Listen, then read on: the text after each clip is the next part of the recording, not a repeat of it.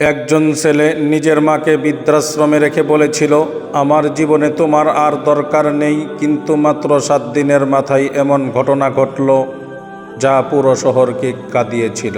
আজকের গল্পটি শুধু একটি গল্প নয়, এটা এমন এক সত্য যা শুনলে আপনি হয়তো আজই আপনার মাকে জড়িয়ে ধরবেন ইনশাআল্লাহ।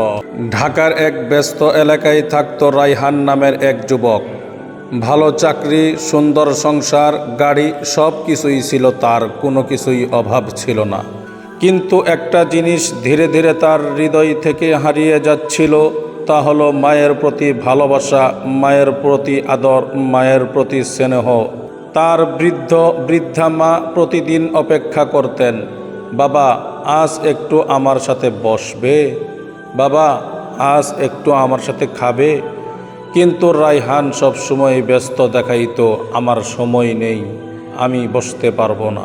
একদিন স্ত্রী বলল, তোমার মায়ের জন্য বাসায় শান্তি নেই। এই কথাতেই বদলে গেল সব কিছু। এক বৃষ্টির রাতে রায়হান তার মাকে বৃদ্ধাশ্রমে রেখে আসলো। মা শুধু বললেন, বাবা আমি কি এতটাই বোঝা হয়ে গিয়েছি? 10টা মাস তোমাকে পেটে ধারণ করে রেখেছিলাম, কতই না কষ্ট করেছিলাম শীতকালে, কতই না কষ্ট করেছিলাম তুমি যখন এই পৃথিবীর মধ্যে জন্মেছিলে। আজ তুমি আমাকে বৃদ্ধাশ্রমে রেখে আসছো। বাবা আমি কি এতটাই বোঝা হয়ে গিয়েছি? রায়হান কোনো উত্তর দিল না। গাড়ি চলে যাচ্ছিল আর বৃদ্ধা মা দরজার সামনে দাঁড়িয়ে শুধু তাকিয়েছিলেন।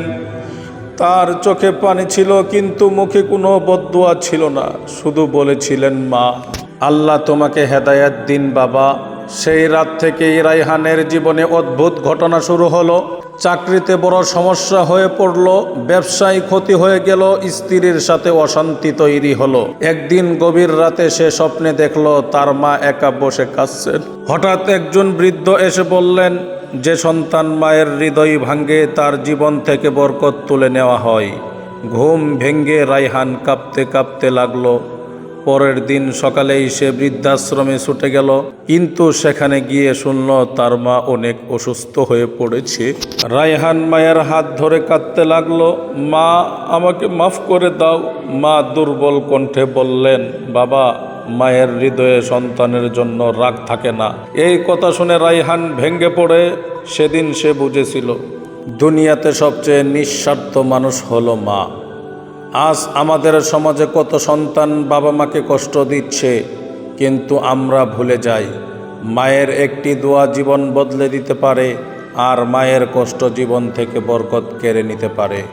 কুরআনের দলিল। মহান আল্লাহ তাআলা সূরা বনী ইসরাঈলের 23 নম্বর আয়াতে বলেন, وَقَضَى رَبُّكَ أَلَّا تَعْبُدُوا إِلَّا إِيَّاهُ وَبِالْوَالِدَيْنِ إِحْسَانًا। অর্থ, তোমার পালনকর্তা আদেশ করেছেন তিনি ছাড়া অন্য কারো ইবাদত করো না এবং পিতামাতার সাথে সদ্ব্যবহার করো। তিরমিজি শরীফের 1899 নম্বর হাদিস, রাসূল সাল্লাল্লাহু আলাইহি সাল্লাম বলেন, রিদর রব্বি ফি রিদল ওয়ালিদি ওয়া সাখাতুর রব্বি ফি সাখাতিল ওয়ালিদি। অর্থ, আল্লাহর সন্তুষ্টি পিতামাতার সন্তুষ্টির মধ্যে, আর আল্লাহর অসন্তুষ্টি পিতামাতার অসন্তুষ্টির মধ্যে। কত বড় কথা বলেছেন রাসূল সাল্লাল্লাহু আলাইহি সাল্লাম, কত মারাত্মক কথা বলেছেন। আল্লাহ পাক রব্বুল আলামিন আমাদের সকলকেই এই কথা মেনে চলার তৌফিক দান করুন।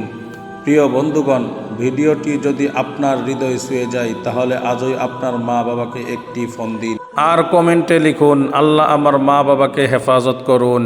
ইসলামিক হৃদয় ছোঁয়া গল্প পেতে এখনই চ্যানেলটি সাবস্ক্রাইব করুন।